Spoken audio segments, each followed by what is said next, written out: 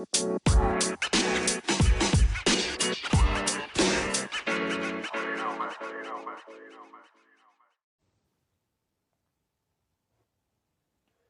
dia, bem-vindos a mais um Psi, Diálogos e Afetos. Hoje a gente vai conversar com o Zé Nésio sobre um tema bastante interessante, assim, né? Clínica, produção de autonomia e determinações sociais do sofrimento psíquico. Vamos só aguardar o Zé entrar, que a gente dá início ao nosso bate-papo. Enquanto ele não entra, vamos lembrando que a gente está com uma campanha no Apoia-se, né? apoia-se.com, apoia-se/psi, diálogos e afetos. E também vocês podem estar contribuindo por meio do Pix, né? psi-diálogosafetos@gmail.com. Então é isso. Vai estar na descrição aqui tanto o Pix quanto a campanha no Apoia-se. Hello, hello. Fala, Zé, tranquilo? Tudo já, belezinha. Eu tava colocando o fone aqui porque eu tava ouvindo meio baixo, eu não sei se é o meu aparelho, mas eu tô ouvindo melhor agora com fone. Ah, show de bola. Vou falar um pouquinho mais alto também, pra ver Mas se tá dando pra ouvir legal. Não sei se pra todo mundo aí tá dando pra ouvir bem. E eu tô sem pedestal, então tá meio instável a minha câmera aqui. O que eu posso fazer pra resolver isso, meu Deus? Vou arranjar alguma coisa aqui pra apoiar esse celular.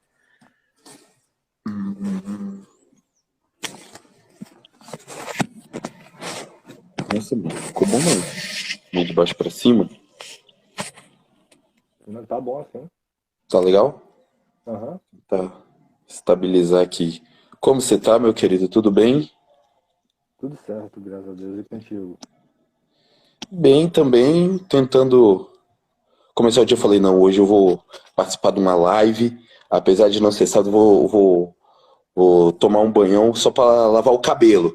Porque, né, a gente tem que se apresentar dignamente. Não sei fazer muita coisa no cabelo, não, mas quando você joga um pouquinho de água nele, aí ele fica mais apresentável. Assim, o pessoal ouve e fala, nossa, eu acho que é um psicólogo mesmo que tá falando, ó. Até lavar o cabelo lavou. Enfim. Tô fazendo piada com isso, mas é porque o próprio ato de ser psicólogo às vezes é meio posto em dúvida, né? Eu não sei Uhum. se você tem essa vivência assim, mas tipo, como assim? Você aí? Não. É mesmo? Nossa, psico. Eu ainda não tenho, não chego a passar por isso não, porque eu ainda não formei, né? Eu ainda estou em processo de Sim, formação. sim. Mas eu acho que eu Mas vivi isso na graduação também. As pessoas, nossa, você faz psicologia. Tem certeza? Não, eu acho que eu devo ter confundido, eu devo fazer outra coisa. Confundi meu curso. Zé, eu te convidei hoje aqui, né, pra gente trocar uma ideia. Você sugeriu um tema bastante interessante. É, Mas antes de a gente começar de fato, eu gostaria que a gente se apresentasse, né? Que você se apresentasse, Nossa. depois eu me apresentasse. Você falasse seu nome, o que que você faz, né? A sua atuação enquanto psicólogo, quais são os projetos que você está tocando, né? Que é bom Maneiro, também mano. que a gente consegue também divulgar os seus trabalhos, né? Uhum. Eu me chamo José Anésio, eu sou um capixaba vivendo em Sorocaba, né? Inclusive, estive recentemente, semana passada, estive no Espírito Santo, depois de muito tempo, então agora eu tô voltando para Sorocaba bastante nutrido de Espírito Santo, né? Que eu sou psicólogo, sou professor particular e graduando em pedagogia pela Federal de São Carlos, pelo FSCar. Hoje eu trabalho como psicólogo clínico dou aulas particulares, tenho um projeto, faço parte de um projeto de uma escola de inglês para pessoas negras, projeto da Black Skin Community School, e tenho um blog e canal de YouTube, no momento em hiato, né, inativo, assim, tô tentando planejar a volta dele, que é o Raio-X dos Afetos. E que mais? Acho que é isso. Não sei se esqueci de alguma coisa. Bacana, bastante coisa. Bastante Tem coisa. um bocado. Para quem não me conhece, eu sou o João Otávio, eu sou estudante de psicologia, né? Ainda continuo no segundo período. Eterno. Não, desde a pandemia. Sim. Continuo nele, não saí ainda. Mas é isso, a gente tá indo devagarzinho aí, quando voltar presencial a gente dá continuidade nisso aí, toca isso direito, né?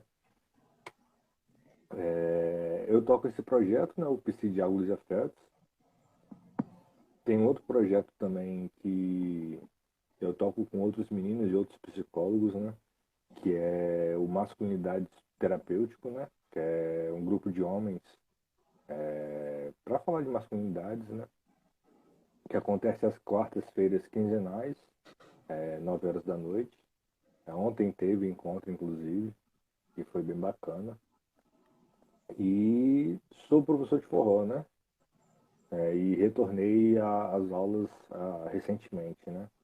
Então, tô aí fazendo um pouco de dinheiro também, que é preciso, enquanto a gente não volta pro ensino presencial, né? Então, basicamente isso sobre mim.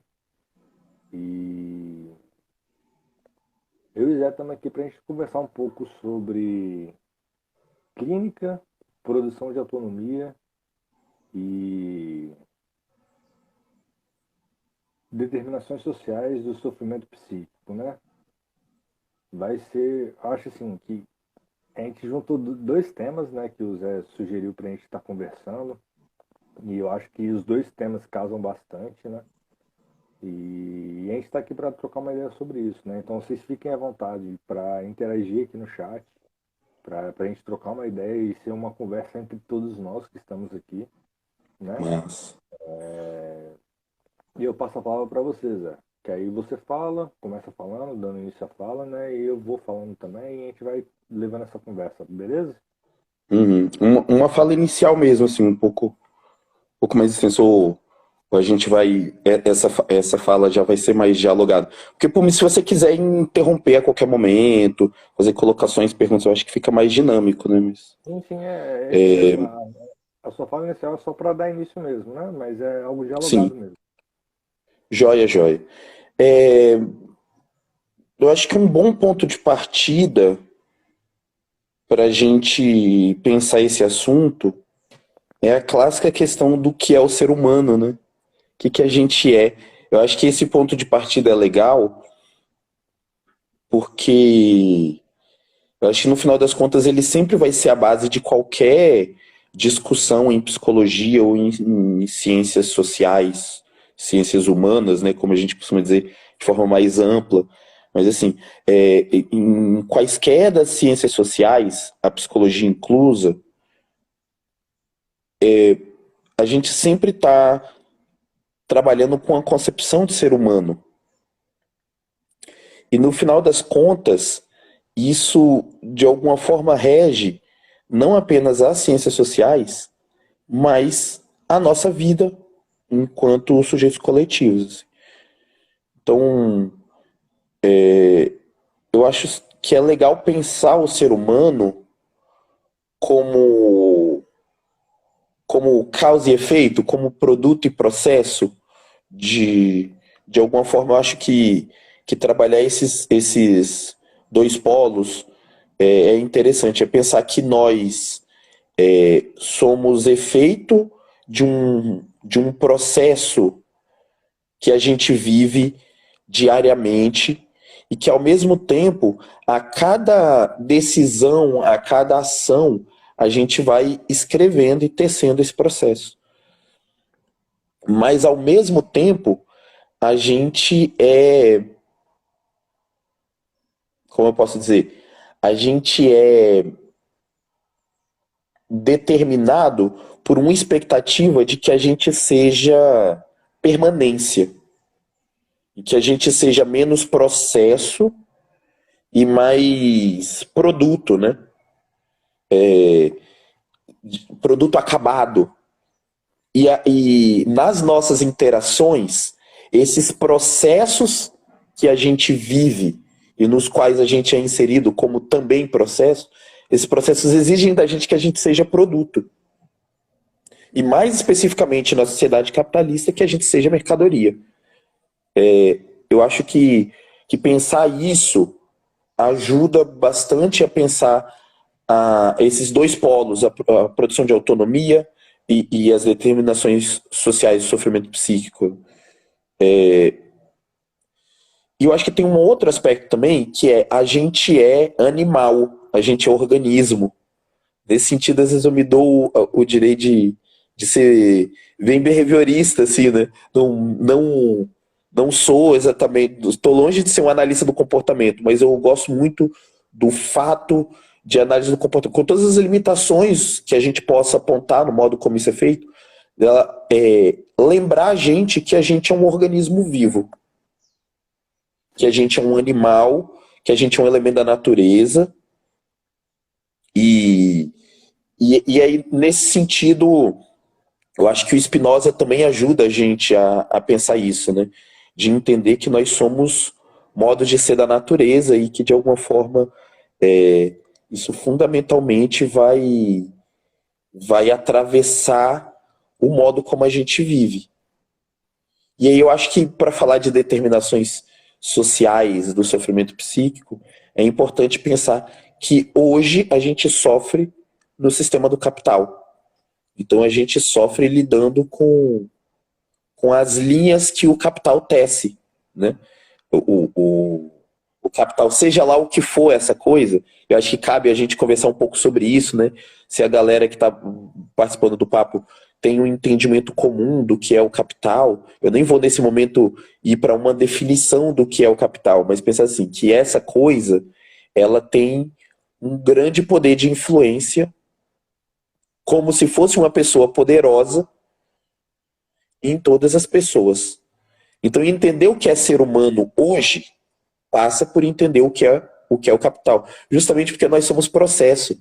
Então, não dá para eu entender o ser humano e simplesmente achar que entendendo o ser humano no abstrato, fora do tempo, eu consigo entender o ser humano de qualquer tempo. Entender o ser humano é sempre entender o tempo dele, né? E aí a coisa da determinação social passa um pouco por aí.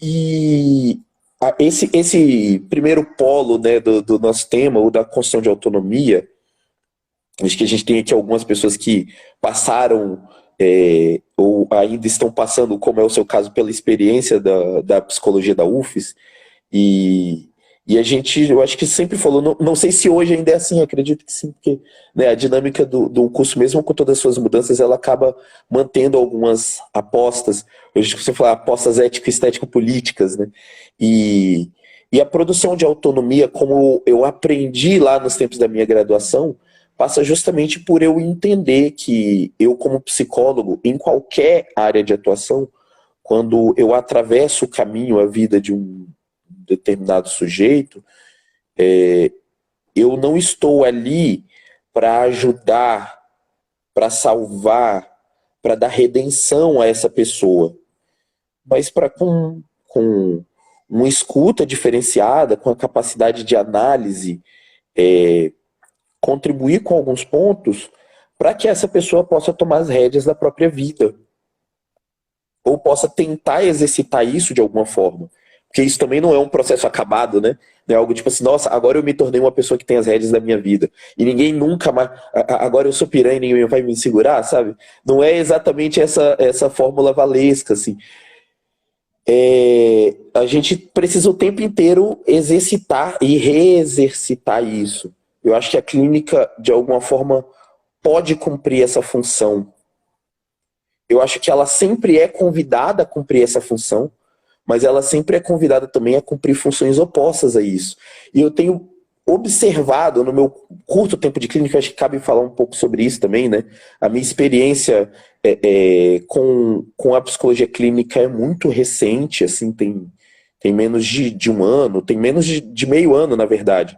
Então eu estou trazendo aqui essas coisas que eu trago para contribuir muito do ponto de vista de alguém que está tateando a psicologia clínica e percebendo as coisas de uma ótica. Eu estou tentando ver assim, o que antes da atuação na psicologia clínica, o que durante a graduação, ou nesse tempo em que eu não estive atuando, mas estava pensando o mundo a partir da psicologia, o que eu não podia observar e que a clínica está me trazendo. Eu acho que o que mais me salta aos olhos é que nós vivemos o tempo inteiro tentando determinar a vida do outro. Nós trabalhamos muito, e isso tem um segundo lado, né? Nós passamos o tempo inteiro tendo o outro tentando determinar a nossa vida. Eu não estou falando só da dialética de que eu me constituo enquanto ser humano com o outro, que aqui na nossa conversa, eu e você, nós nos constituímos, mas eu não estou falando só disso, mas eu estou falando realmente do desejo de um sujeito aplicado sobre o outro e do modo como isso gera impactos que vão atravessar essa dimensão do chamado sofrimento psíquico, né? Que é o termo que eu propus a gente colocar no tema da nossa conversa. É entender que muitas vezes a gente vai traçando um caminho na nossa vida, escolhendo desde a comida que a gente vai comer, até o curso de graduação que a gente vai fazer, a profissão que a gente vai seguir, as decisões que a gente vai tomando, a partir de coisas que às vezes nos ferem, mas a gente cede porque a gente tem uma expectativa de que isso vai desagradar esse outro. Que a gente tem uma pressão desse outro. Muitas vezes, inclusive, nem é vontade do outro. Às vezes o outro nem está mais naquela, mas a gente segue naquele roteiro, naquele plano pré-estabelecido, num trilho que às vezes, enfim, nos coloca numa situação de desagrado. E muitas vezes o que a gente precisa fazer na clínica, eu tenho sentido isso nesses 5 meses, nesses 4, 5 meses assim, de psicologia clínica, que a produção de autonomia, ela é fundamental porque a gente está falando de corpos desacostumados a tomar as rédeas da própria vida. E isso é muito difícil, porque a gente vive um processo coletivo. Se o sofrimento psíquico e a existência humana são socialmente determinados, produzir autonomia não seria uma meta muito individualista? Não seria uma abordagem muito egoísta? Entende a questão que eu estou trazendo nesse momento? E eu acho que é uma provocação legal, assim. Então, produção de autonomia é eu fazer o que eu quero da minha vida e... Pode falar palavrão aqui? Pode. Pode? Eu queria usar um foda-se. É eu fazer o que eu quiser da minha vida e foda-se o resto? Como diria a poetisa, né? Foda-se a vida.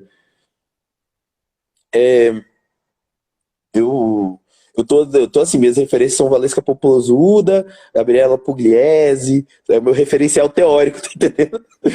Tô brincando com isso, porque eu acho que a Pugliese virou um certo paradigma, né, do que poderia ser dessa produção de autonomia, mas eu acho que não é disso que a gente está falando. Muito pelo contrário, porque a produção de autonomia, ela... Como eu estou chamando aqui, talvez esse nem seja o melhor nome, né? É um nome provisório, eu acho que a gente pode inclusive questionar os termos.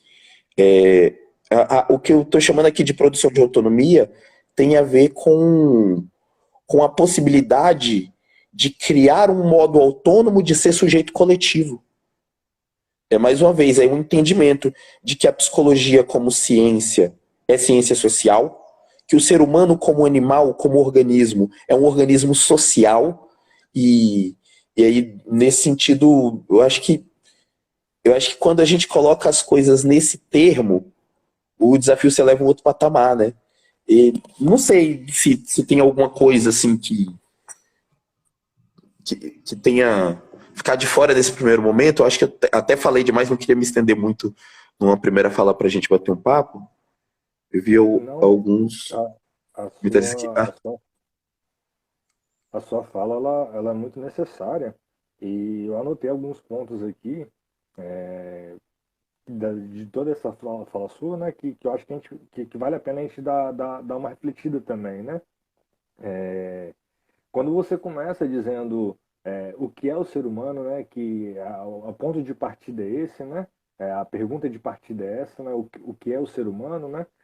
Eu acho que é interessante a gente também ressaltar que a ciência em si, quando ela fala desse ser humano, ela fala de um ser humano muito específico, né? Ela fala de, ela fala de um ser humano muito localizado, né? É um ser humano branco, é um ser humano que é hétero, que é cis, que é europeu, né? Uhum. E todos os demais ali, eles não são tidos como os humanos, né? As pessoas negras, as pessoas LGBTs, indígenas, é, as PCDs, né? A gente tem uma gama de pessoas que não são tidas como ser humano por essa própria ciência, né? Sim, Então é de fato, né? Quando a gente quando a gente começa perguntando, né, o que é o ser humano, né? É importante a gente também referenciar de qual referencial, de qual perspectiva que a gente está vendo esse ser humano, né? E se a gente está perfeito. vendo a partir de uma perspectiva que é essa perspectiva europeia, né? Que é dessa ciência que é branca, que é tudo branco, que é todo esse padrãozinho, ou se a gente está falando de um lugar de decolonialidade, né? E a gente está pensando nesse ser humano num aspecto mais amplo, né? Pensando de fato esse ser humano como todas as pessoas de fato, né? E quando você traz essa questão desse produto e processo, né? Desse causa e efeito, produto e efeito, né? E de novo a gente entra nessa concepção de ser humano que a gente está pensando também, né? Uhum. Porque se a gente analisa tudo de fato, né? Aí puxando o lado da sardinha, eu enquanto homem negro, né? O racismo ele faz parte desse processo e Necessariamente. consequentemente faz parte do meu produto, né? O meu modo de ser no mundo é completamente influenciado pelo racismo. O Sim, meu modo de sim. comportar no mundo é completamente influenciado por esse racismo, né? O racismo ele vai lapidando quem eu sou para que eu possa de fato viver nessa sociedade, porque se eu escapo do que eles esperam de mim, eu posso ser morto, eu posso Sim. ser E, exterminado. e eu diria, João, que todos os seres humanos têm a sua vida atravessada pelo racismo no mundo de hoje. Sim, Talvez a gente tenha vivido algum momento histórico em que o racismo, os racismos em suas formas anteriores, tenham atravessado a vida de alguns seres humanos e de outros não. Especulando o passado, né? Eu tô falando assim, mas falando dos dias de hoje, é improvável que o racismo não atravesse. Obviamente, para nós, atravessa como risco de letalidade e como uma série de outros riscos, né? Que inclusive, mesmo quando não letais, eles são mortificantes. Porque tem isso, né? A gente pode morrer de uma vez ou pode ir morrendo aos poucos. O genocídio se dá por diversos caminhos. Mas quando. Eu vou pensar especificamente na clínica. Quando eu estou escutando uma pessoa branca, a fala dela pode não trazer o racismo, mas a experiência de vida dela também é atravessada pelo racismo. E é atravessada pelo racismo de uma posição diferente. Mas, na escuta do sofrimento da pessoa branca, colocar o racismo pode parecer um confronto à existência dessa pessoa. E a clínica antirracista, pode considerar o racismo quando escuta uma pessoa branca? Né? eu acho que a gente pode pensar nisso da seguinte forma. Aquela pessoa que pensa os acontecimentos da sua vida a partir das dores que lhe afligem, mas não observa como esse processo de vida é atravessado também pelas pessoas negras que ela humilha, pela pessoa negra que trabalha na casa dela e que ela trata como se fosse da família, e que coloca numa posição de objetificação. A posição dessa pessoa, apesar de todas as contradições, como uma pessoa superior na hierarquia racial. Quando essa pessoa não observa a existência dessa hierarquia racial, a dimensão do sofrimento psíquico dessa pessoa pode ser plenamente abordada? E obviamente que a gente nunca aborda plenamente a dor do outro. No processo clínico, que é geralmente um trabalho a dois, a gente vai ter sendo junto uma tentativa de compreender o que o Pichon chama lá de esquema referencial, conceitual, referencial e operativo. Né? A gente vai tentando entender, fazer um mapa, fazer um esquema de referência para entender em dupla, num trabalho em dupla, esse processo vivido. Mas a gente nunca aborda esse processo completamente. Eu nunca vou conseguir conhecer aquela pessoa. A melhor pessoa para conhecer aquela pessoa que está diante de mim é ela mesma. E mesmo ela nunca vai se conhecer. Mas existem elementos que são chaves para essa compreensão. E eu não acho que a raça seja o principal. Eu estou dizendo que não acho, por quê? Porque existe essa... É interessante pensar isso também. Existe uma abordagem do ser humano que ignora as determinações raciais e existe uma abordagem que considera as determinações raciais. Mas eu intencionalmente me equivoquei nessa fala, porque não existe uma única abordagem branca sobre... Uma única abordagem que silencie o aspecto racismo no entendimento do que é o ser humano. A gente tem diversas compreensões de ser humano, plurais, que conseguem todas ser brancas e ser cegas para determinações raciais. E também a gente tem essa pluralidade numa abordagem antirracista.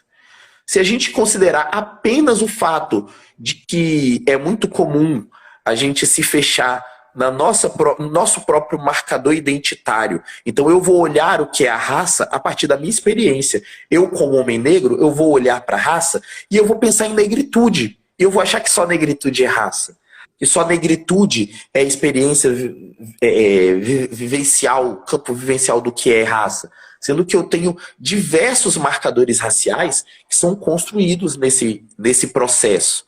E até mesmo o que a raça vai variar muito.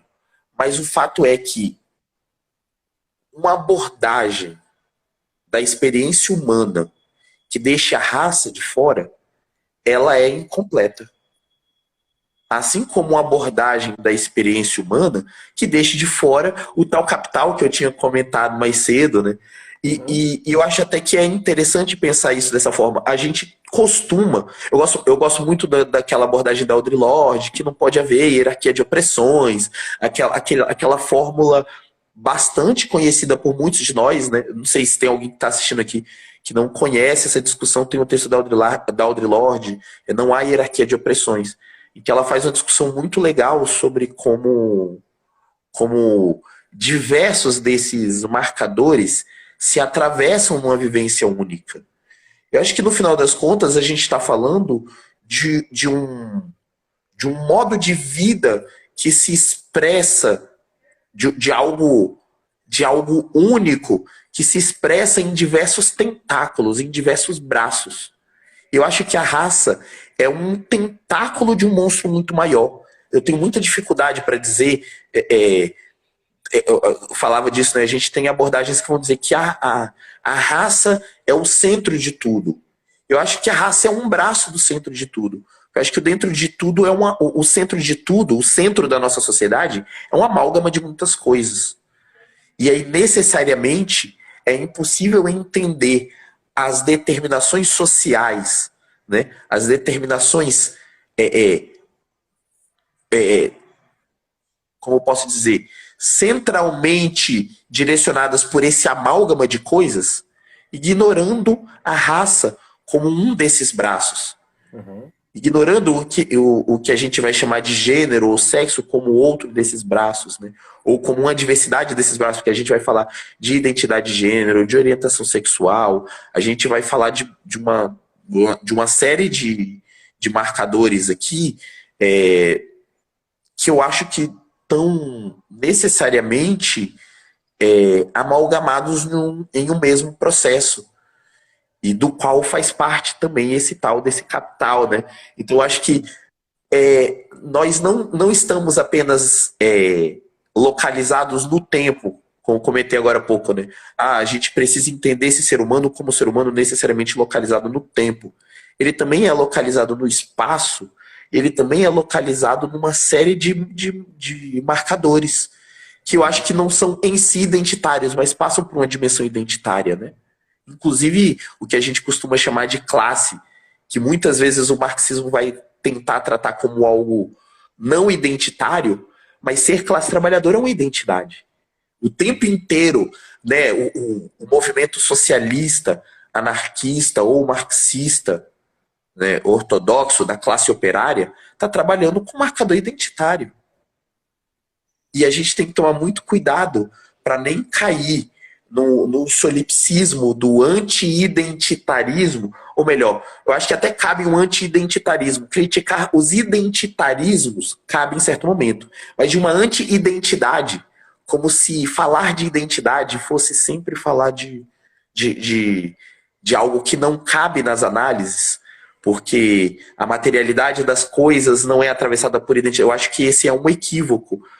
Mas, ao mesmo tempo, eu acho que a gente tem que tomar cuidado com os essencialismos, que a gente confundir o que nós vivemos como experiência de homens negros, por exemplo, como se ser negro e ser homem fossem essências nossas. E isso fala um pouco daquilo que eu ia comentando. Nós vivemos em uma sociedade que exige de nós que sejamos produto. Então, eu ser o homem negro como identidade estanque, como essência, muitas vezes, inclusive, como essência mágica, mística, às vezes é, inclusive, uma confusão do que é ancestralidade.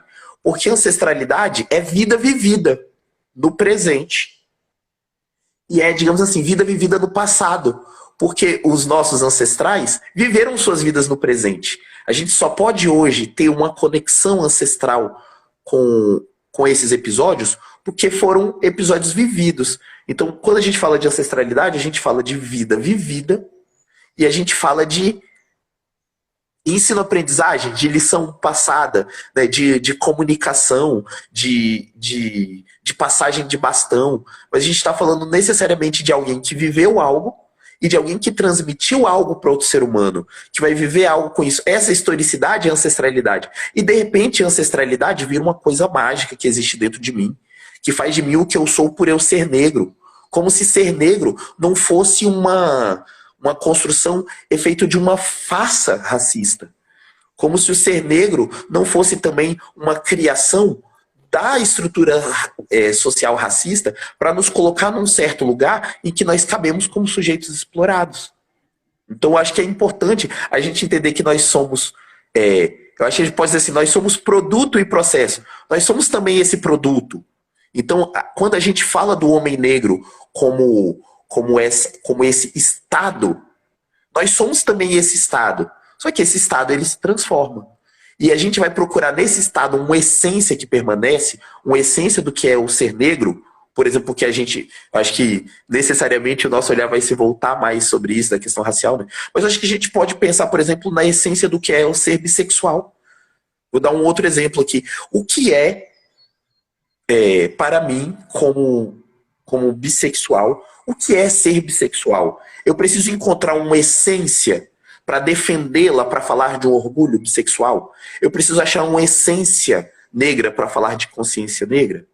Ou a consciência negra, ela é também efeito desse processo, no qual o produto homem negro, bissexual, é apenas um capítulo ou uma fotografia. Não sei se faz sentido o que eu tô falando. Faz todo Faz. sentido. Faz todo sentido. E de fato, eu acho que esse é o caminho, né? Eu acho que a gente é isso, né? A gente está sempre, enquanto a gente estiver vivo, a gente está sempre em processo. Necessariamente. E eu não sei se quando a gente não tá mais vivo, a gente deixa de estar no processo também, né? Eu tenho me perguntado muito nisso, assim, porque a danada da morte, ela tem um papel interessante também.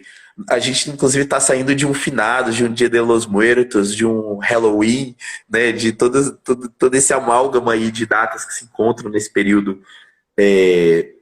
E aí a gente fala muito sobre o valor da morte. A gente entende a mentalidade brasileira cristã católica, ou mesmo cristã evangélica, né? Mas enfim, a mentalidade cristã brasileira sobre a morte é de que a morte é o fim. E que depois do fim a gente tem um novo começo nessa vida pós-morte, ou na lógica, digamos assim, na lógica laica, na lógica não religiosa, a gente pode pensar uma abordagem ateia sobre o assunto, né? Num fim, e depois do fim não tem mais nada. A gente acaba. Ou a gente continua existindo materialmente, se desintegra, né? A gente vira outra coisa enquanto átomo, enquanto matéria.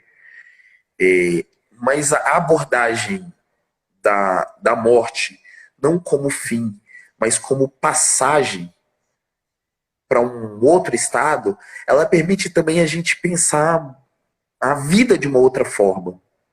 Até mesmo porque ancestralidade é passagem de bastão, né? É comunicação e aprendizagem, ensino-aprendizagem, mas também é vida vivida. Não adianta nada eu passar algo para os mais novos sem que antes eu tenha vivido a minha vida com intensidade.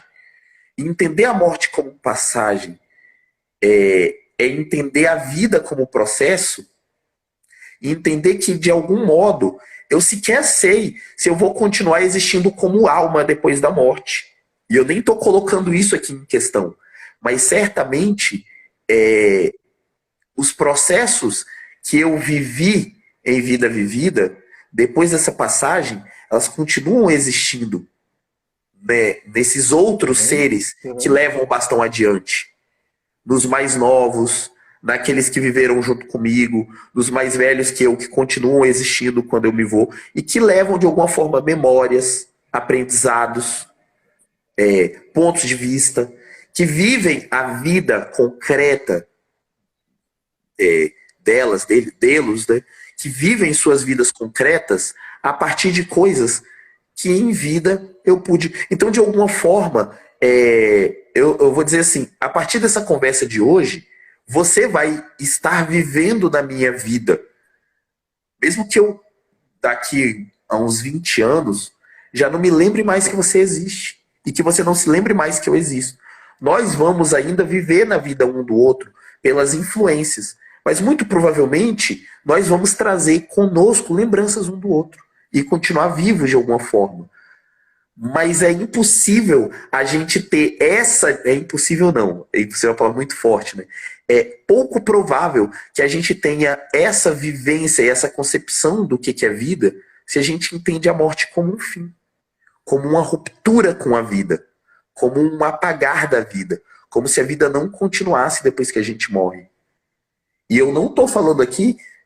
Nem estou colocando esse assunto, eu acho que não cabe, mas a gente poderia, né, bater um papo sobre isso, sobre a vida da nossa alma depois que a gente morre.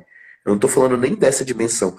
Mas entender que a morte não é um apagamento da vida permite a gente trabalhar a coisa de uma outra forma. Sim. Só que é muito difícil para a gente também experienciar isso quando a gente é um povo alvo de genocídio. Porque aí a morte ganha uma outra dimensão, né? A morte se torna um projeto contra nós. E eu acho que essa é uma outra dimensão da morte que cabe também a gente refletir, né? De fato, quando você traz essas colocações, né, e eu acho que faz um link muito bem com a ancestralidade, de fato, né? Que a memória de quem passou por nós, né, de quem veio antes de nós, né, ela permanece viva, né? Tanto os ensinamentos que a gente tem, né, de pessoas que já foram, né? Mas os seus ensinamentos continuam reverberando e nos ajudando a encontrar o nosso caminho, né? A encontrar o nosso processo para que a gente possa mudar o nosso produto e encontrar o nosso caminho e permanecer nesse ciclo de constante mudança, né? Sim, E eu acho que é muito nesse sentido mesmo, assim, né? A gente não tá pronto, a gente não vai estar pronto, né? E a gente está sempre em processo. E de fato, quando você traz essa questão desse marcador do genocídio, né, é muito complicado falar das nossas vidas, né, de viver nossas vidas sempre com medo, né? Um marcador que é muito lógico, né? Se a morte ronda a nossa vida, a gente tem medo, né? É, e ela ronda com muita velocidade, né? Com muita vontade, com muita sede de sangue, né? sim. O nosso sangue vale Então, muito, né? O nosso sangue escorrendo, ele vale muito para alguns. Então é muito lucrativo, né? Dá muito exatamente. poder. E aí eu acho que cabe a gente voltar nesse sistema capital que rege a nossa sociedade, né? Que é esse sistema capital que causa sofrimento, que gera sofrimento, né? É esse mesmo sistema que vai gerenciar esse estado de morte também. Porque é isso, enquanto a gente está morrendo, alguém está lucrando. Sim. As nossas vidas elas são supérfluas, né? Elas não têm validade, né? Ou Uhum. valem menos do que o dinheiro que está entrando no bolso Sim. daqueles que entram dinheiro, né? Em tese, porque na verdade eu acho que até as nossas vidas valem mais. Porque somos nós os sacrificados nesse. Com todo respeito aos satanistas, né, eu ia usar a analogia de um ritual satânico. Porque de alguma forma é isso o genocídio que a gente sofre. Justamente porque as nossas vidas valem tanto. Só que valem. Aqui eu estou invertendo um pouco a lógica para pensar isso, Uhum. para dizer o seguinte: eles precisam da nossa morte. Eles precisam nos matar. É a nossa vida que dá esse lucro para eles. Então, se por um lado é tratado como algo sem valor, como se nossas vidas não importassem, né? Essa palavra de ordem estadunidense do Black Lives Matter, ela fala um pouco sobre isso, né? É uma sensação que a gente tem de que a nossa vida não importa, porque a gente vê a nossa morte o tempo inteiro sendo realizada por essa estrutura de genocídio, e a sensação que a gente tem é de que a nossa vida não vale. Mas, na verdade, a nossa morte é tão necessária justamente porque a nossa morte faz parte da engrenagem que gera valor. Ainda nunca deixou de ter valor.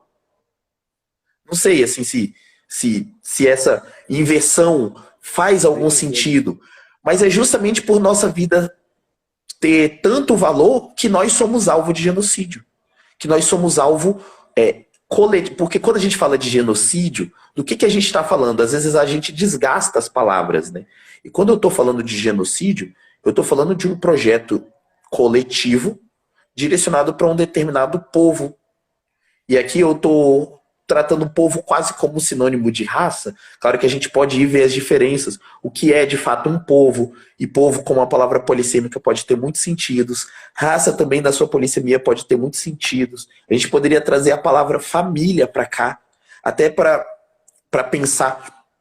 Eu acho que é interessante. Eu não sei, eu acho que eu posso misturar muitas coisas trazendo esse ponto, mas vou trazer. Quando a gente tenta fazer uma abordagem não monogâmica, uma abordagem amor livre, uma abordagem anti-estrutura monogâmica, eu vou tentar usar assim, para falar que eu não estou falando de uma abordagem anti casais de duas pessoas. Não é disso que eu estou falando. Mas, ai meu Deus do céu, minha bateria tá para acabar. Eu tenho que correr atrás de um carregador. Quando a gente fala de uma abordagem anti-estrutura monogâmica, a gente necessariamente... Nossa, o carregador estava no meu colo. Muito fácil de se resolver. Que problema fácil de resolver. A gente está falando necessariamente de um desafio de lidar com um elemento da sociedade, do sistema do capital, da sociedade burguesa, que é a família nuclear.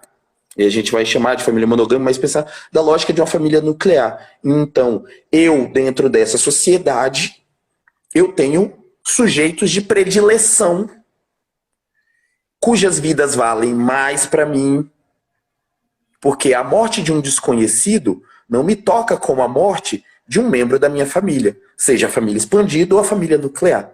Mas quando é a minha família nuclear, isso me atinge muito mais. A fome de alguém da minha família nuclear me atinge muito mais. Certo? Uma violência sofrida por alguém da minha família nuclear me atinge muito mais. Mas, ao mesmo tempo, quando nós nos importamos com os nossos enquanto raça, a gente está tratando de um conceito hiper expandido de família. No final das contas, os valores que foram absorvidos na criação do conceito de raça, eles incluem a noção de povo e também a noção de família. E a gente, às vezes, fala de raça sem pensar o que a gente está chamando de raça. E aí a gente corre os riscos, como, por exemplo, de cair no essencialismo, aquilo que eu falava, de entender que ser negro é uma essência e não um processo social, que a negritude é alguma coisa que estaria na minha alma muito mais do que na minha história de vida, certo? Como se a minha história de vida fosse efeito da minha alma, e não a minha alma efeito da minha história de vida. Justamente por causa daquilo que eu ia dizendo. As decisões que eu tomo, as minhas ações no mundo, elas também vão determinar o meu processo vivido. Travou, Zé. Aí, foi. Massa! Ah, sucesso. Tinha travado, eu tava falando, menino, falando que na maritaca aqui, aí, sabe aquelas maritacas, você deve saber daquelas maritacas, aquela palmeira lá que tem na frente do antigo Calpsi, aquelas maritacas ali, falando. Aí a sua tela travou e depois apagou. Aí eu não sei se fui eu que caiu, se foi você, mas estamos de volta. Estamos de volta. Eu nem lembro mais, meu Deus do céu, do que a gente tava falando. Não, você estava trazendo essa questão, né? Você voltou nessa questão desse negro como essência, sendo que não é como essência, né? Sim. E sim que as coisas se dão nesse processo de vida, né? Que a gente vai vivendo, vai se transformando, vai se construindo, vai se lapidando, vai nesse sentido, né? Sim. E eu concordo muito contigo. Eu acho que de fato não se trata de uma essência em si, né? É o que tentam fazer, né? Quando no pós-abolição eles tentam com uma pseudociência eugenista, né? Trazer como essência da pessoa negra um ser perigoso, um ser criminoso, um ser que está ali para te matar, para te roubar, para te fazer mal, né? Uhum. Ou um ser doente construção... mental, ou um ser alienado, nesse sentido também, né? É em essa construção que ela se estende até os dias de hoje, né? Desde ali, né, do pós-abolição até os dias de hoje, assim, se tratando mais especificamente dessa realidade de Brasil, né? Em relação ao povo negro, né? E nesse sentido, né? Eu concordo plenamente contigo. Não se trata de uma essência, né? Se trata de processos que vão se moldando e vão construindo esse produto, né? E esse produto ele não está acabado, ele vai continuar sendo moldado a partir daquilo que a gente vai oferecendo para essa pessoa, né? E esse processo eu acho que é muito interessante aqui ressaltar também, né?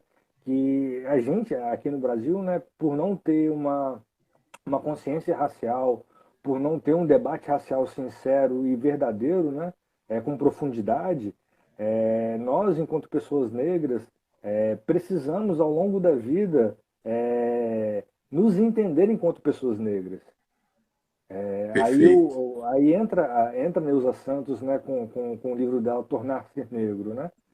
Onde que de fato a gente faz esse processo, a gente entra nesse processo de realmente nos tornarmos negros, né? De nos identificarmos e nos entendermos enquanto pessoas negras. E isso não vai acabar logo quando a gente se entende, né? A gente entende isso, a gente assume isso e a partir disso outras coisas vão se desdobrando, né? Porque a gente vai entregar enquanto produto algo diferente e esse algo diferente vai influenciar aquilo que está à nossa volta e consequentemente isso vai nos influenciar de volta, né? Então a gente vai estar sempre de fato nesse processo.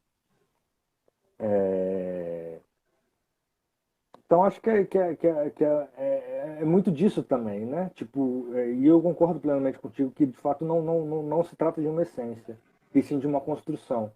E essa construção ela Sim. se dá no social também, ela não é individual, puramente individual, né? Eu Sim. preciso me construir enquanto coletivo, enquanto Uhum. uma unidade social mesmo, né? É, Porque se a gente pensa nessa construção como individual, como somente o meu caminho, né? Aí eu acho que Uhum. aí a gente vem também a questão da autonomia, né? Que você traz, né? Que a autonomia, ela de fato é individualista, ou a autonomia é eu criar um modo autônomo de ser sujeito coletivo, né? Perfeito. Perfeito, perfeito, perfeito. E, É porque a gente é necessariamente individual e coletivo, né? somos ambas coisas, né? E as coisas elas não são separadas, né? Elas são juntas e faz parte do nosso viver. Exato. Eu gosto de uma. É porque assim, a gente tem uma tendência a entender que social é sinônimo de coletivo. E que, portanto, aquilo que é individual é externo ao social. Então veja bem, a gente iguala o social ao coletivo e diferencia o social e o coletivo, que seriam sinônimos, do individual.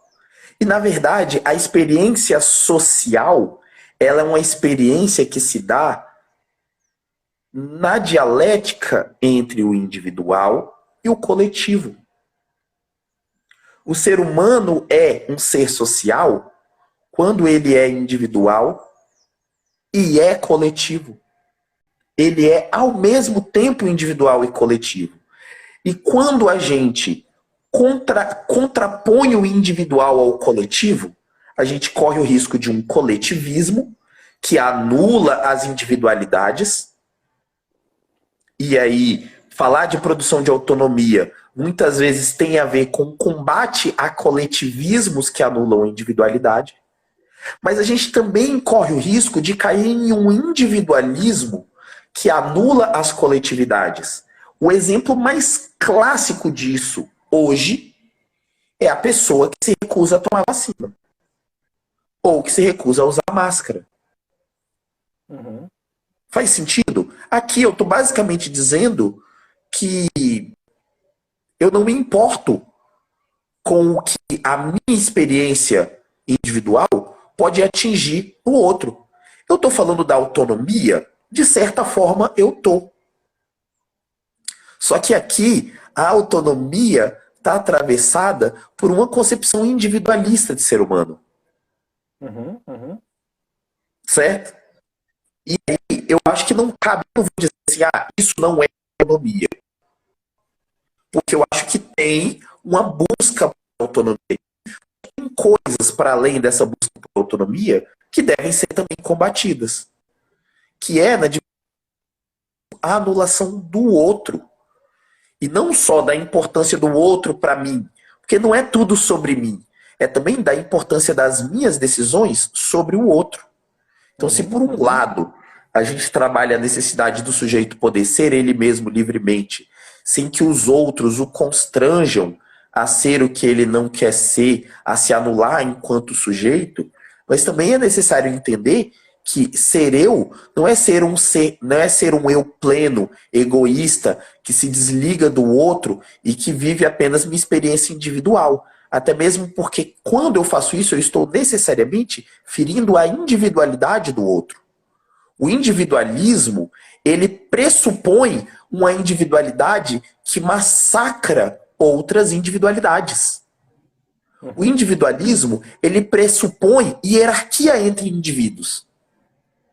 Porque o indivíduo, ele é sempre indivíduo numa dimensão coletiva. E o social é a dialética entre o individual e o coletivo. Então, necessariamente, pensar a individualidade e a coletividade sem cair em um individualismo e um coletivismo, ou seja, pensar o ser humano como ser social, numa abordagem dialética que considere essas duas esferas em seus vários níveis de mediação, o nível familiar, o nível grupal, o nível comunitário, o nível social, um nível global, humanitário, em diversos níveis, nós somos a interação entre individual e coletivo. Então, falar do ser humano é falar desse ser. Necessariamente, quando eu descarto o que é ser social e considero que o social é o coletivo, então eu posso ficar a favor do social ou contra o social. E aí a gente vai ter essa determinação no campo das políticas públicas. Porque, afinal, né, a gente tem lá o menino lá do podcast que tá famosão agora, porque né, o iFood brigou com ele, tá putaço lá. O menino do podcast lá, do podcast famosinho. Eu acho que a concepção que ele externa e representa nesse momento em um determinado movimento de massa, mas que fala de uma racionalidade do nosso tempo, que fala de neoliberalismo, no final das contas, né, tem a ver muito com essa anulação da coletividade. Então, a gente combate a concepção do ser humano como ser social, entende o ser humano como ser que é, antes de tudo, indivíduo, e da liberdade, que também precisa ser sempre adjetivada, né?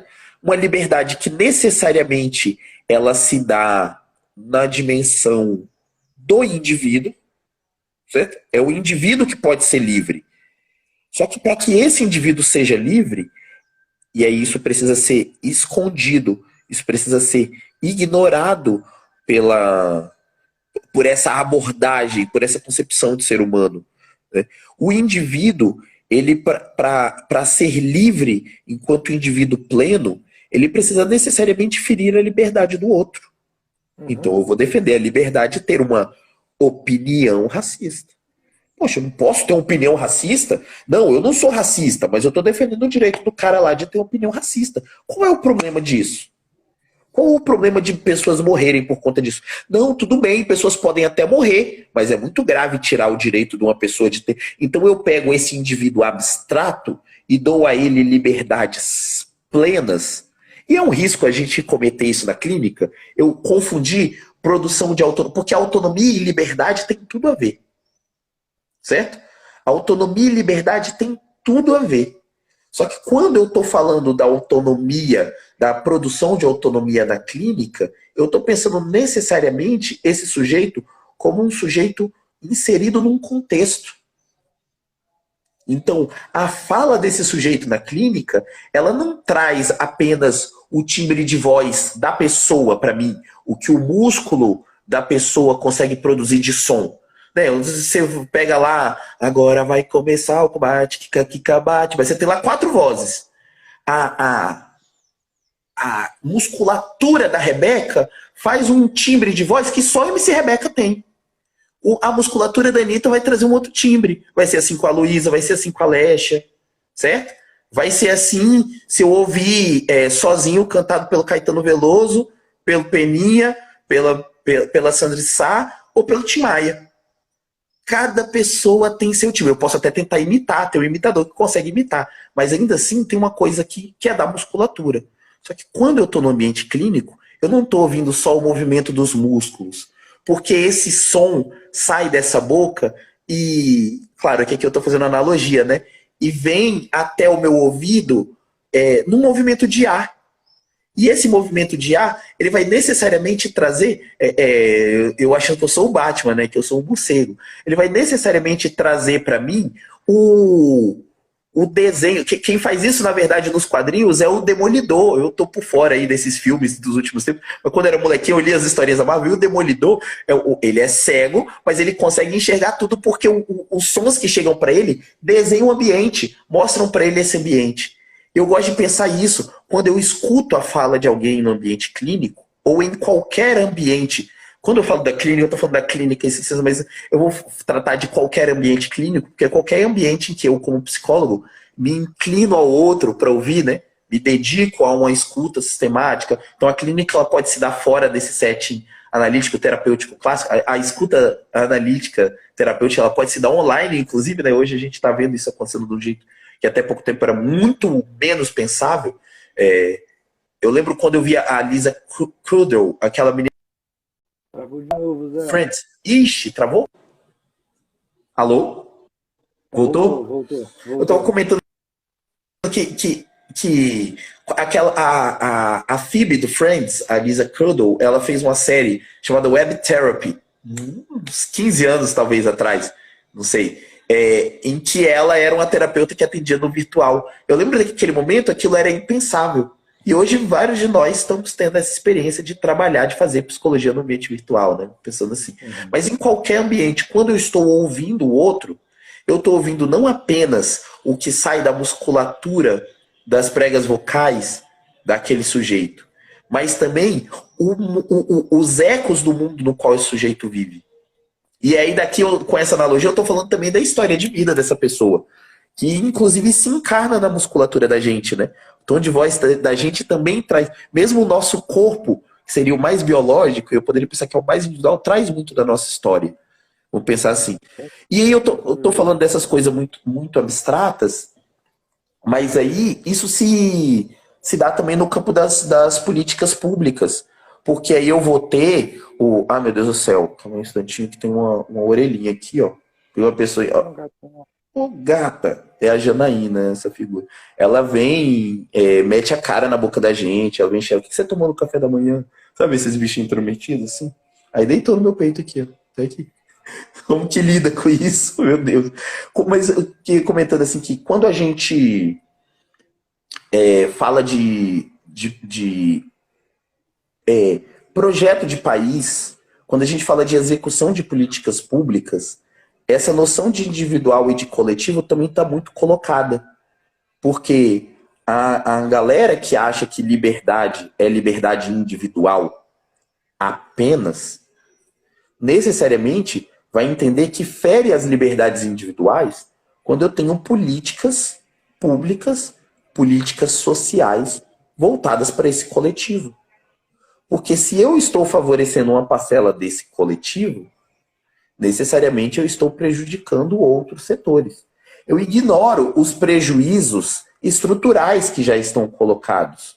E o modo como esses prejuízos estruturais são considerados quando se pensam políticas públicas. E, obviamente, a gente pode fazer todas as críticas ao modo como se faz políticas públicas, políticas de seguridade no sistema do capital, ainda mais na sua etapa neoliberal.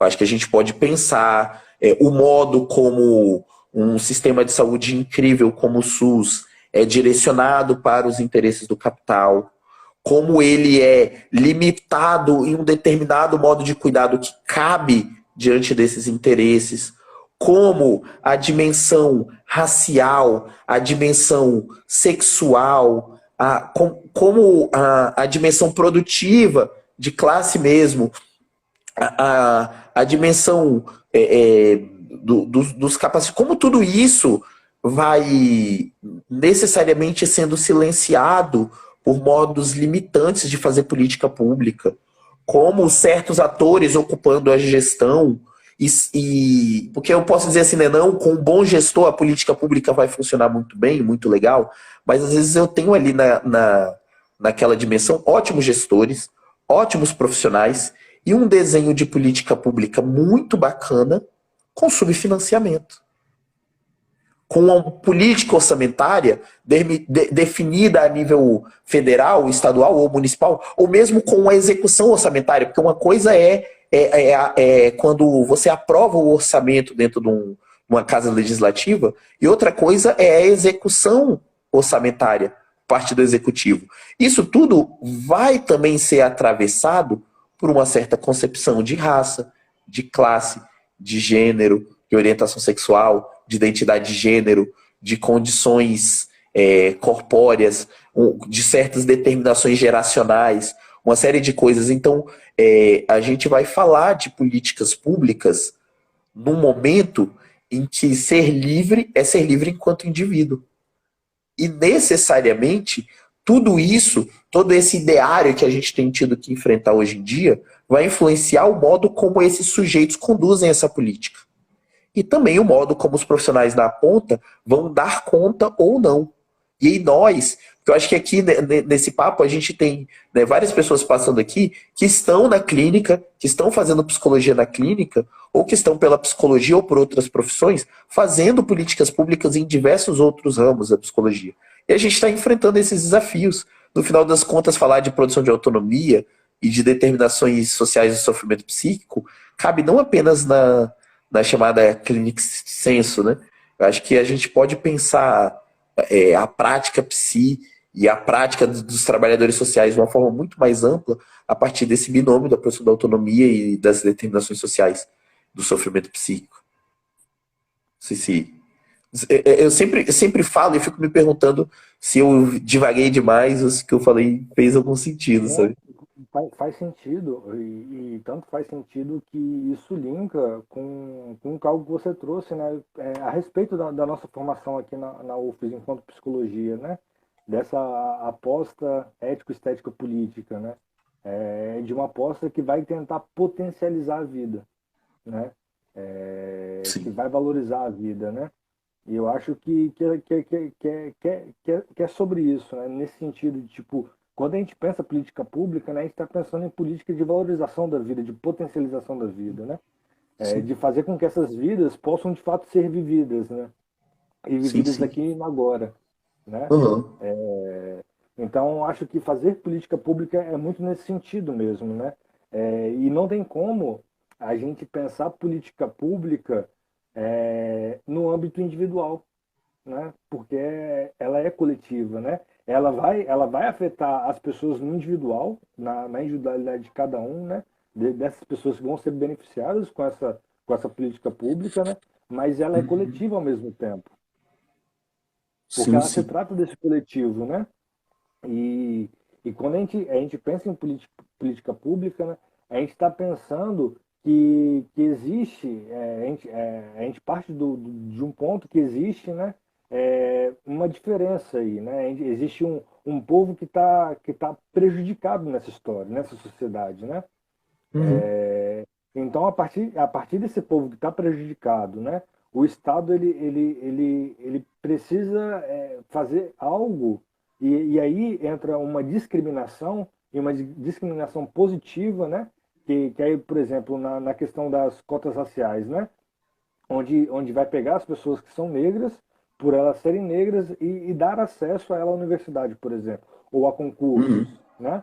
Então eu faço uma discriminação de fato, mas é uma discriminação positiva para tentar reparar algo do passado, né?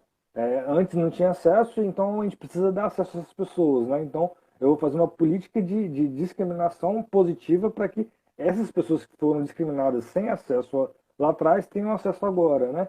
Ou se a gente vai pensar, por exemplo, numa Bolsa Família, né? De pessoas que estavam na miséria, que não tinham o que comer, que passavam fome, e que a partir dessa discriminação de pessoas que estão na miséria, que estão vivendo em miséria, a gente pensa uma política que dê renda a essas pessoas para que elas possam sair desse estado de miséria. Sim. E a partir daí, construir algo, né? Eu acho que a gente está falando, no final das contas, de prioridades. Porque a gente, na verdade, está o tempo inteiro tentando ajudar, dar uns empurrões. Eu estava vendo, não vi aquela entrevista que está repercutindo muito, né, do Wagner Moura no Roda Viva, mas vi alguns trechos. E tinha um trecho que ele falava sobre como o setor da cultura tem um peso muito mais relevante do que o setor automobilístico no PIB.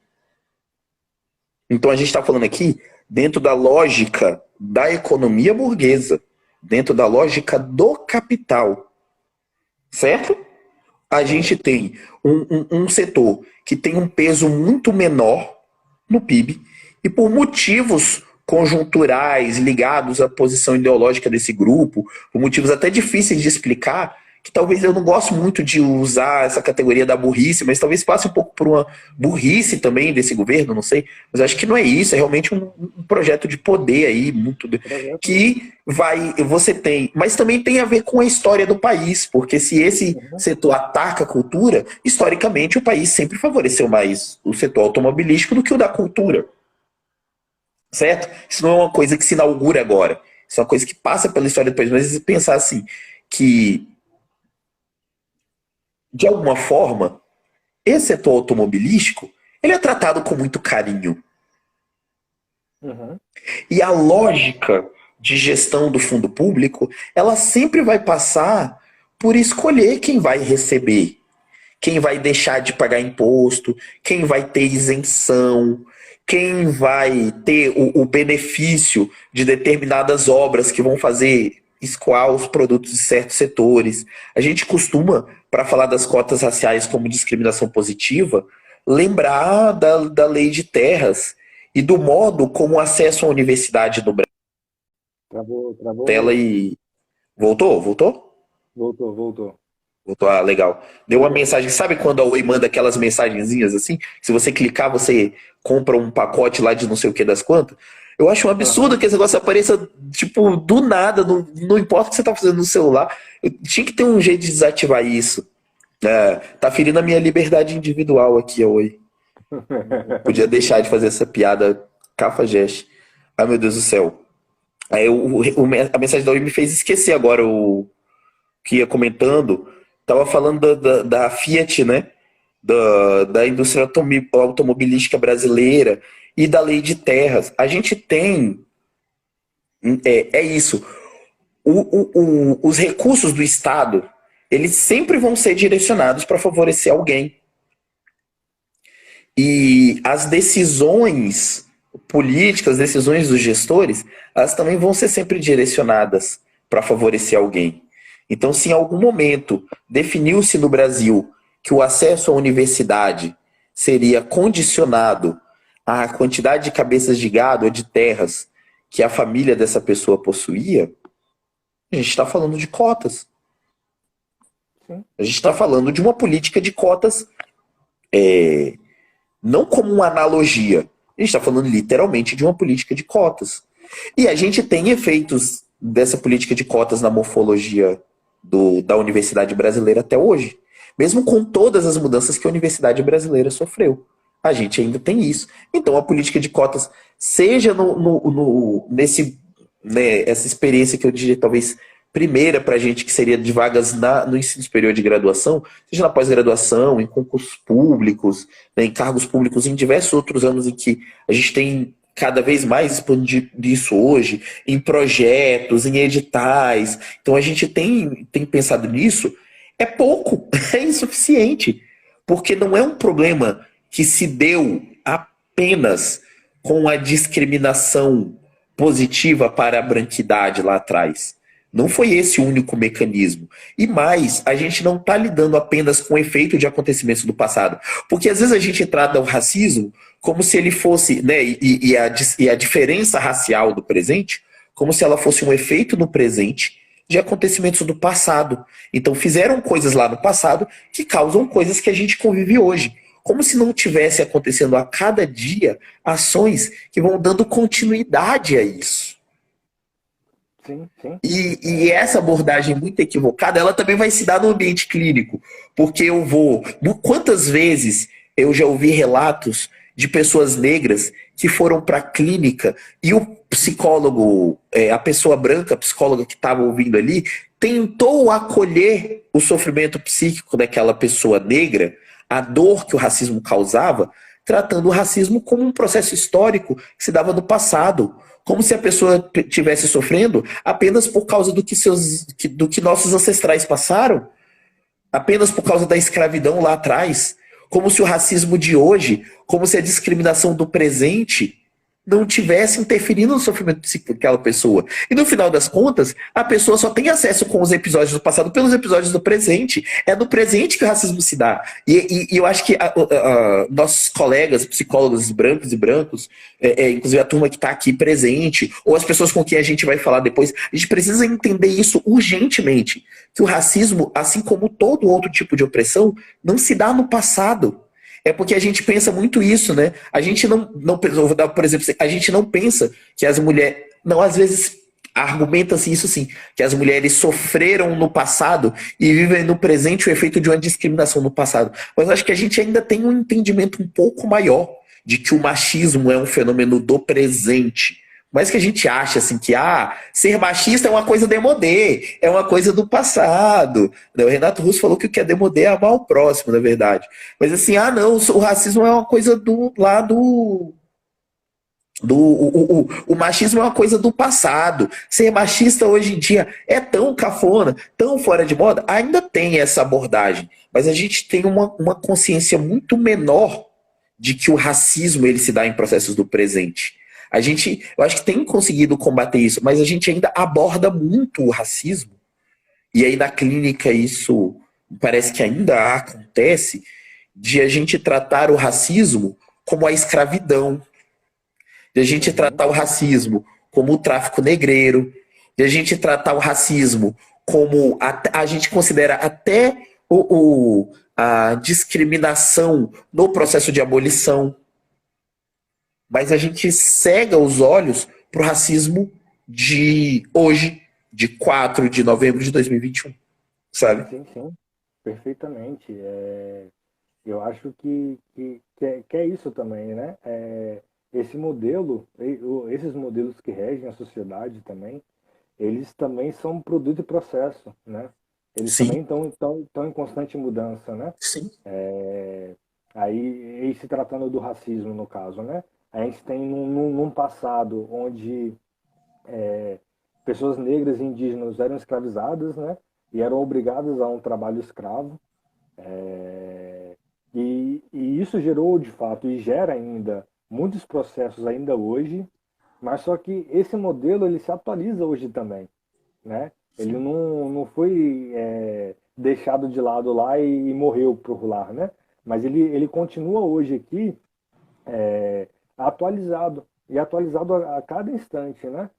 A cada dia ele se atualiza e se aperfeiçoa cada vez mais, né? E a gente tem, de fato, né, esse modelo que tenta deixar a gente sempre nas favelas, nas periferias, que tenta fazer com que a gente tenha um trabalho que não seja bem remunerado, que a gente tenha que trabalhar muito para ganhar muito pouco. E então esse modelo ele vai se atualizando para se adaptar a esse sistema do capital, né?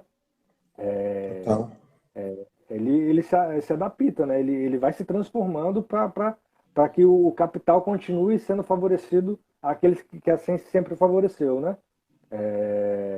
Então é muito disso, né? Tipo, e o sofrimento psíquico ele de fato é de hoje, né? Ele tem início lá no passado, ele se inicia lá no passado, mas ele se atualiza hoje. E ele é atualizado perversamente, né? Sim. E se hoje não fosse atualizado, a gente não sentiria as dores do passado, a não ser como memória. Lembrar e falar, nossa, que triste que os nossos antepassados passaram por isso.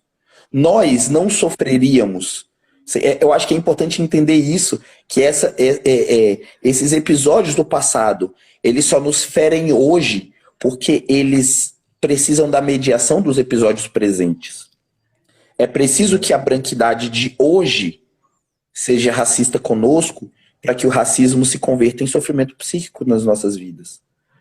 Não é dado a Dom Pedro II. Eu peguei aqui um imperador qualquer, vou pegar assim, sei lá, vou pegar Pedro Álvares Cabral, pode ser quem for, entendeu? O Borba Gato. Não é dado a nenhum desses caras nos ferir sem alguém que hoje esteja vivo. É preciso alguém síncrono a nós, o termo está na moda, né? É preciso alguém síncrono a nós para servir de ferramenta para que esses atores do passado nos firam. Do mesmo jeito que zumbi hoje não pode fazer nenhuma libertação e nenhum aquilombamento sem que a gente se aquilombe. Curiosamente, é esse o mesmo mecanismo. Nós não podemos ser libertados pelos nossos heróis do passado, a não ser através de nós. Não sei se faz sentido, mas se não for através de nós, né, a gente nunca vai ter a Qualtune, a Cotirene e Gangazumba que vão nos libertar. O trabalho deles só pode... Então, a ancestralidade, ela só pode ter continuidade na vida concreta do presente. Nós que estamos hoje escrevendo a ancestralidade dos próximos... Eu vou até comentar uma coisa que minha psicóloga falou em terapia há algumas semanas.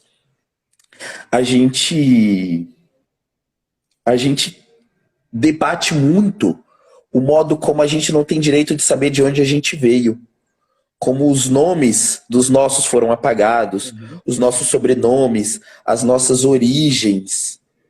Mas, ao mesmo tempo, a gente vive uma vida, e mais uma vez eu quero aqui dialogar com as problematizações que a gente traz a partir de uma abordagem não monogâmica, né, ou anti-estrutura monogâmica, né, da nossa sociedade, mas a gente tem uma tendência a cada vez mais nuclearizar as nossas experiências de família. E a gente às vezes esquece da importância de registrar o nosso presente. De registrar os nossos vínculos. E eu estou falando de família estendida. Eu estou falando de uma concepção comunitária de família. Mesmo que a gente abandone o nome família, que a gente entenda que a família em si é um elemento da estrutura de dominação burguesa, que a gente abandone esse nome. Mas essa convivência coletiva, essa convivência com aqueles que, sendo de sangue ou não, são as pessoas com quem a gente produz comunidade, essa vivência é fundamental. E é fundamental que a gente registre, que a gente deixe que os próximos que vão vir depois de nós, alguns de nós talvez não tenhamos filhos, mas talvez alguns dos nossos tenham, e que esses possam contar, né? Aquele meu tio que dava aula de forró, ele era muito legal. E eu tô podendo contar dele porque eu tive a oportunidade de conhecê-lo, de estar junto com ele em algum momento. E é curioso que a gente tende a cair na armadilha de querer viver o modelo branco de vida, como se todos os direitos que nos fossem tirados fossem resolvidos imitando a dinâmica de vida da branquidade, né? Isso tem a ver muito com a negridade, com o desejo de ser branco, e às vezes a gente acha que a nossa emancipação vai se dar desejando o modelo de família da branquidade. Essa família monogâmica nuclear da branquidade. Eu acho que esse é um equívoco. Eu vejo muitas vezes, muitos dos nossos cometendo, né, muitos da turma preta cometendo esse equívoco. Mas a gente, no final das contas, a gente está buscando construir vínculos que nos foram negados. E eu acho que a gente pode construir esses vínculos sem necessariamente reafirmar modelos de ser de família que estão hoje colocados. Eu acho que a gente pode construir outras experiências de comunidade, de coletividade. E aí, nesse sentido, tem uma coisa que é fundamental, que é crucial, que é entender o desejo do outro, entender o direito à individualidade do outro nessa experiência de coletividade. Eu acho que essa é uma fórmula de sociedade. Aí eu penso muito no Reich, do cara que estava pensando assim, não adianta a gente ir só para uma clínica individual. É preciso fazer uma clínica social. É preciso pensar a dimensão coletiva dessa doença e intervenções na coletividade. Eu acho que a gente tem pensado pouco nisso. A gente até pensa, a gente até reflete. Eu acho que o movimento negro, em alguns setores, tem pensado isso no âmbito racial. Eu acho que o movimento LGBT tem tentado fazer essa reflexão. Eu acho que as pessoas trans, travestis, não binárias, têm trazido elementos muito potentes para a gente pensar uma clínica social. Eu, eu vejo isso, né, por todo o movimento feminista, obviamente. Eu vejo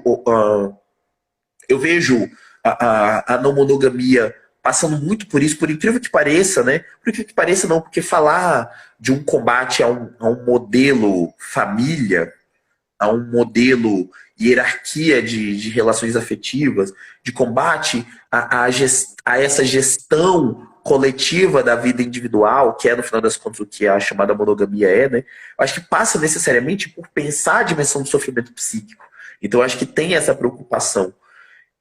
Mas pensar uma clínica social, a gente precisa ir muito mais profundo do que a gente tem feito hoje. Eu acho que a gente precisa voltar lá no Reich, tentar entender um pouco o que era essa clínica coletiva, o que era essa clínica social que ele estava pensando, né? De uma intervenção nessa esfera coletiva e necessariamente também na esfera individual, porque eu acho que ele entendia essa dialética sobre a qual a gente falava aqui agora há pouco, né? E é um desafio que eu acho que a gente precisa escrever projeto disso mesmo, assim. Sentar junto para pensar. E aí, próximos passos disso? Não sei, talvez fazer mais lives para falar sobre esse assunto, porque esse assunto apareceu aqui, mas só esse assunto já daria uma live gigante, né? Pensar uma clínica social, pensar o que ele falava da higiene mental no nível social, né? Eu acho que a gente precisa. Eu prefiro pensar em termos de sofrimento psíquico e de produção de autonomia, mas eu acho que a gente precisa pensar nessa dimensão também, que é uma dimensão, no final das contas, pedagógica, educativa, é uma dimensão comunicacional, certo? Do âmbito da comunicação social, da aprendizagem social, do ensino social. A gente está falando no final das contas, disso, né? De uma psicologia social, de uma psicologia como ciência social. Acho que é disso que a gente tá falando. Sim, sim, e é muito sobre isso, né? Tipo, a gente não consegue terminar, concluir qualquer pensamento nesse podcast, né? Nessas lives. A gente começa, né? É um Sim. pontapé. É um Uhum. pontapé, né? E eu acho que como o seu trabalho lá no blog, né? É dar início à discussão, Sim. né? A gente dá início, propõe essa discussão, né? E isso vai reverberando, né? A gente começou num assunto e a gente está chegando aqui com uma outra proposta de outra conversa, né? Que Sim. é correlacionada a esse mesmo assunto, mas que é uma outra conversa, né? Então, é justamente isso, sabe? E as coisas, elas não se encerram, né? Elas são reticências para que a Sim. gente possa continuar escrevendo, para a gente possa continuar conversando, debatendo e construindo junto, né? Sim. Até descobrindo que talvez na conversa anterior a gente tenha abordado algo de um jeito meio equivocado e poder Sim, sim, corrigir esses equívocos, né? E percebendo isso. Depois a gente vai voltar aqui para reouvir essa conversa nossa, esses dois pedacinhos de conversa. Provavelmente a gente vai redescobrir um monte de coisa e falar, não, não era bem assim. Né? Apesar de eu sim, achei que o sim. papo teve muito sentido do início ao fim. Assim. A prosa foi Não, muito. eu também concordo. Eu acho que teve sentido, mas é isso, né? A gente está sempre em processo e sempre em construção, né? E pode chegar um momento que a gente tem um entendimento mais aprofundado sobre alguma coisa que seja diferente do que a gente está pensando hoje, né? E eu acho que faz parte do processo também, né? É, Zé, a gente está com 1h30 já de conversa aqui. Maneiro. Passou muito Massa demais. rápido. Sim. A conversa está muito Verdade, 10h33. incrível. A conversa está muito incrível, assim, mas a gente, por hoje, a gente pode encerrar e Maneiro. posteriormente a gente pode retomar essa conversa, retomar outras conversas, né? Eu acho que é Sim. importante e é necessário a gente estar sempre em diálogo mesmo, né? Sempre construindo, né? Então eu quero te agradecer de coração, assim, por ter aceitado o convite para estar aqui, para estar conversando, para estar acrescentando para mim e para todas as pessoas que vão escutar esse episódio, né? Que foi de fato uma conversa muito incrível, muito potencializadora, né? Muito esclarecedora de muitas Demais. coisas, assim, né? Desse processo social que causa sofrimento, né? E dessa autonomia que ela não é somente individual, né? É uma autonomia coletiva, né? que trata dessa Excelente. autonomia coletiva, né? Então, muito obrigado mesmo por ter aceitado e por ter partilhado assim daquilo que você tem estudado, daquilo que você tem pensado aqui com a gente. Obrigado. Poxa, eu agradeço muito também pelo convite, pela acolhida, até por me tranquilizar quando eu falei que estava nervoso, né? Por me ajudar a me preparar para a conversa de uma forma mais. Eu acho que eu já fui muito mais assim, de falar, de estar em espaços, de participar de debates, e hoje não tem sido muito essa minha experiência. Um tempo atrás eu estava tendo a experiência do canal, né? Quando o Raio-X dos Afetos estava mais ativo no YouTube.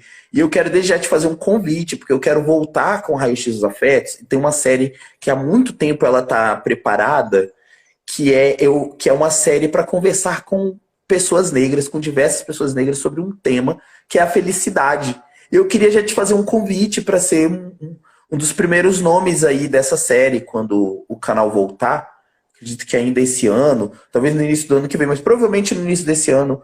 E eu queria já deixar esse convite para você aqui, porque já para devolver. Ai, meu Deus, a Carlinha tá falando ali, ó, volta com a gente. Na primeira parte da conversa, a Carlinha, inclusive, tinha feito uma provocação para falar um pouco sobre o papel dos diagnósticos nessa abordagem dialética do ser humano, né? Acho que não dá tempo, a gente está no final do papo, mas acho que a gente pode fazer esse próximo papo. Inclusive, a gente está devendo de ter essa conversa já há um tempo, né, Carlos? É, eu acho que a gente precisa ocupar o espaço das redes, fazer isso que você está fazendo, que é muito legal, que é ocupar o espaço das redes, convidar as pessoas a conversar e promover esses diálogos. Porque eu acho que tem uma galera que está ocupando esses espaços para falar um monte de coisas, assim, vou falar assim, um monte de abobrinha, até injusto com a abobrinha falar isso, né? A abobrinha é tão gostoso, meu Deus do céu. A gente estava falando lá do podcaster famosinho lá, mas eu acho que tem uma Aham. galera aí que tá fazendo muita barbaridade, mas tem uma galera fazendo coisa muito bacana. Eu acho que a gente tem que valorizar, enaltecer trampos como esse que você tá fazendo. Eu quero que a gente possa bater esse papo outras vezes. Por favor, quando puder, me convida outras vezes, e assim Vou que o convidar. Raio-X estiver de volta nativa, quero te convidar para estar junto também num papo. E eu já tenho o primeiro tema aí, quero conversar contigo sobre felicidade, se você aceitar o Suave, convite. aceito já. Já deixo registrado que está aceito o convite. Irado. Tá gravado, tá vendo, né, galera? Tá, ó, tá registrado aqui, tem testemunha aí, todo mundo tá vendo. Eu sei que a Carlinha tá aqui com certeza. Tem mais gente assistindo, tá? Ele aceitou. Massa demais. Prazerzaço ter esse papo contigo, mano. Prazerzaço mesmo. E é isso, né? Vamos construindo. Construindo ponte, construindo pavimento, que a gente tem que viver no hoje. É Sim. isso, né? Construindo o futuro, construindo ancestralidades possíveis. É isso. Deixando o melhor legado para os próximos, né? Deixando o melhor legado para os próximos. É Abração, isso. querido. Até mais. Zé, brigadão. Até a próxima. Valeu. E tamo junto. Jóia. É o X que eu aperto aqui para sair? Eu não sei como eu saio. É isso, né? É o que. Isso. Massa. Beijinhos, querido. Falou, beijo. Falou.